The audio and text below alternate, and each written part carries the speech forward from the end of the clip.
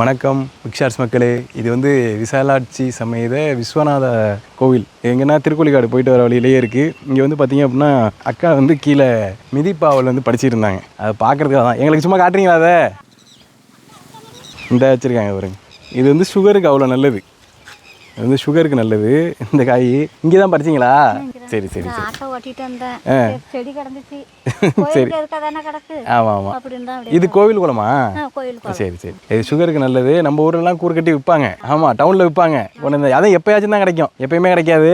அம்மா வந்து வாங்குவாங்க மிதிப்பாவை. இது சமைச்சிங்க அப்படின்னா அவ்வளோ டேஸ்ட்டாக இருக்கும். பெரிய பாவக்கா மாரி இந்த அதிக கசப்பு இந்த மாதிரிலாம் இருக்காது. இது நல்லாயிருக்கும். அதுமாரி இது வந்து தரக்கூடின்னு சொல்லுவாங்க. இது வந்து மேலே க்ரீப்பிங்லாம் தேவையில்லை. இதுக்கு இது பாருங்கள், தரையிலே வந்து படர்ந்துருக்கும். நான் க்ளோஸ்அப் காட்டுறேன் பாருங்கள். அப்படியே தரையிலேயே படர்ந்துருக்கும் மிதிப்பாவல். இதோட பூவும் வந்து அப்படியே குட்டி குட்டி குட்டி குட்டியாக இருக்கும். மஞ்சள் பூ மிதிப்பாவல் பூ. இது வந்து கிராமத்தில் அவ்வளோ ஃபேமஸ். கிராமத்துலலாம் மோஸ்ட்லி எல்லாருமே இந்தமாரி வீட்டில் வந்து மிதிப்பாவை கொடி போட்டிருப்பாங்க. வீட்டுக்கு வந்து பின்னாடி எல்லாம் இருக்கும். இப்போ எங்கள் டவுன்லலாம் அதெல்லாம் வந்து இல்லை. அதெல்லாம் வந்து குறைஞ்சி போச்சு. நம்ம ஏரியாலாம் ஒன்றுமே கிடையாது. தண்ணி இன்னும் வரல.